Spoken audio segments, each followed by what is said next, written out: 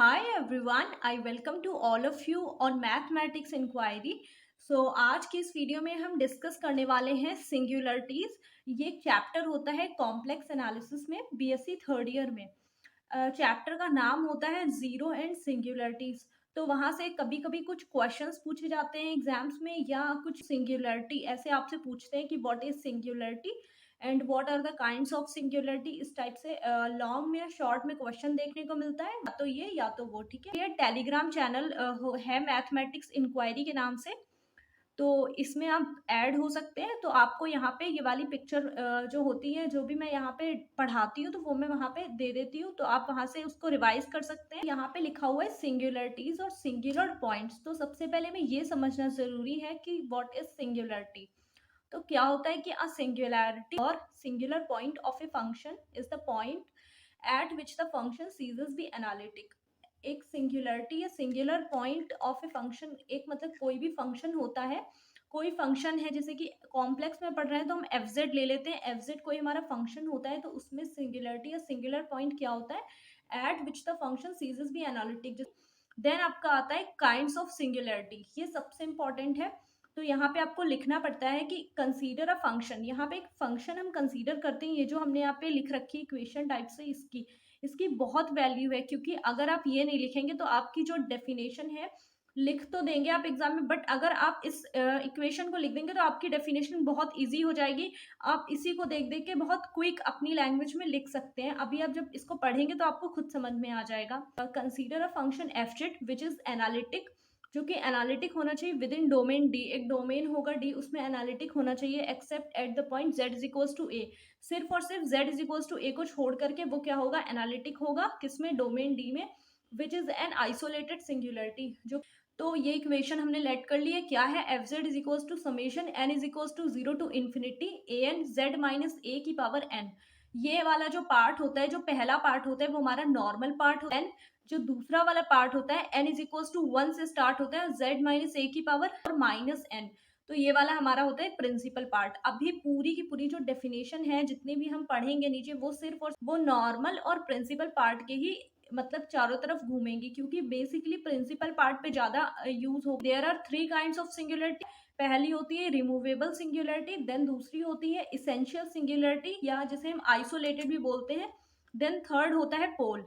Removal singularity क्या होती है, when all the coefficients of bn, ये जो bn यहाँ पे लिखा हुआ था, ये वाला जो प्रिंसिपल पार्ट में bn है, when all the coefficients of bn are zero, जब इसके इसके bn के जो जितने भी कोफिशिएंट है, मतलब जो z माइनस ए है, ये ना हो, तो क्या बोल रहे हैं कि when all the coefficient of bn are zero, that is if the principal part consist of no terms, principal part में एक भी टर्म ही नहीं है, देन z is equals to a is called removal singularity. अब इसको एग्जांपल से समझते हैं। यहाँ पे लिखा हुआ है कि F Z is equals to sine Z minus A, और अपॉन में है Z minus A has removal singularity. इसको आपको सॉल्व करके दिखाना है कि सच में ये जो फंक्शन है, ये रिमूवल सिंगुलरिटी शो करता है या नहीं। तो सबसे पहले हमें पता है कि साइन जेड माइनस ए को तो हम तभी सॉल्व कर सकते हैं, इसकी सीरीज ओपन करनी पड़ेगी। तो साइन एक्स की series X minus X cube upon factorial three plus X की power five upon factorial five and so on infinity होती है। तो हम क्या करते हैं, z माइनस ए तो अपॉन में, तो इसको तो वन अपॉन जेड माइनस ए यहाँ बाहर लिख लेते हैं, और साइन z माइनस ए में हम ये पूरी सीरीज लगा देते हैं। देन z माइनस ए की अंदर भेज देते हैं या मल्टीप्लाई करा देते हैं, जो आपको कहना है। तो इससे जब z माइनस ए को अंदर भेजते तो ये और ये कैंसिल, तो यहाँ पे वन बच जाता है। यहाँ पे क्यूब है तो एक पावर चली जाएगी तो स्क्वायर बच जाएगा। यहाँ पे फाइव पावर है और यहाँ से एक पावर चली जाएगी तो यहाँ पे फोर बच जाएगा। तो अब आप देखिए क्या बोल रहे थे कि प्रिंसिपल पार्ट में क्या होना चाहिए, bn के सारे कॉफिशिएंट क्या होने चाहिए, जीरो होने चाहिए, या प्रिंसिपल पार्ट नहीं होना चाहिए। रिमूवल सिंगुलरिटी होती है। अब ये कैसे पता चलेगा कि इसके कॉफिशिएंट इसकी कॉफिशिएंट कैसे हमें पता चलेगा, मतलब यहाँ पे माइनस, यानी कि वन अपॉन जेड माइनस ए, इसको ये भी तो लिख सकते हैं one upon Z minus A की पावर एन, या z की निगेटिव पावर में कोई नहीं बचना चाहिए। तो अब आप यहाँ पे देख लीजिए, अपॉन में z one upon Z minus A कहीं पर भी अगर बचता, तो यहाँ से देखो सॉल्व होके क्लियर पता चल चुका है कि यहाँ पे वन अपॉन में मतलब z माइनस ए का कोई टर्म नहीं बचा है। तो there is no terms of negative power of z minus a, so here is removal singularity. तो ये था इसका एक एग्जाम्पल। आपके पास अगर बुक है या कुछ और सोर्स है पढ़ने का, तो आप वहां देखिएगा, और भी एग्जाम्पल्स आपको एक्सप्लेन करे होंगे। तो देख लीजिएगा, फिलहाल डेफिनेशन में आप एक ही लिखिए क्योंकि आपको तीनों के एग्जाम्पल्स लिखने हैं। देन अब आप आते हैं इसके जो सेकेंड पॉइंट है वो है कि इसेंशियल सिंगुलरिटी। तो इसेंशियल वाली में क्या होता है कि if there are infinite number of terms, अगर there are infinite number of terms है प्रिंसिपल पार्ट में, then z is equal to is called essential या आइसोलेटेड सिंगुलरिटी। अगर आपका जो प्रिंसिपल वाला पार्ट था, यानी कि जो ये वाला पार्ट था, इसकी बात हो रही है, ये वाला जो प्रिंसिपल पार्ट है, ये क्या होना चाहिए, इनफाइनाइट टर्म्स होने चाहिए। तो ये क्या हो जाएगी हमारी आइसोलेटेड या इसेंशियल सिंगुलरिटी। तो ये तो इसको देख के ही पता चल जाता है, सॉल्व करने की जरूरत ही नहीं है यहाँ पे, क्योंकि साइन की जब सीरीज ओपन होती है तो लास्ट में इन्फिनिटी वैसे भी मिल जाता है। तो ये बस खाली यहाँ पे सीरीज ओपन कर दी गई है, आप भी कर दीजिएगा। तो यहाँ पे क्या है, इसेंशियल में अगर लास्ट में मतलब if there are infinite number of terms in the principal part, principal part का मतलब क्या है, वहां z की आपको निगेटिव पावर या कोई भी फंक्शन हो उसकी निगेटिव पावर दिख रही है, तो वो हमारा प्रिंसिपल पार्ट होता है। तो यहाँ पे क्या बोल रहे थे कि if there are infinite number of terms in the principal part. अब देखिए यहाँ पे सारे ही प्रिंसिपल पार्ट है, क्योंकि ये अपॉन में है, जब इसको ऊपर ले जाएंगे तो आपको z की सब में निगेटिव पावर मिल जाएगी।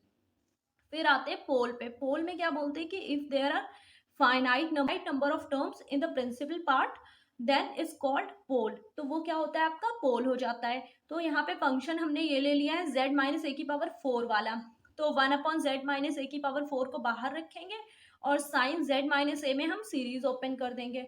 ओपन होते ही फिर z माइनस ए को अंदर भेज देंगे या मल्टीप्लाई करा देंगे।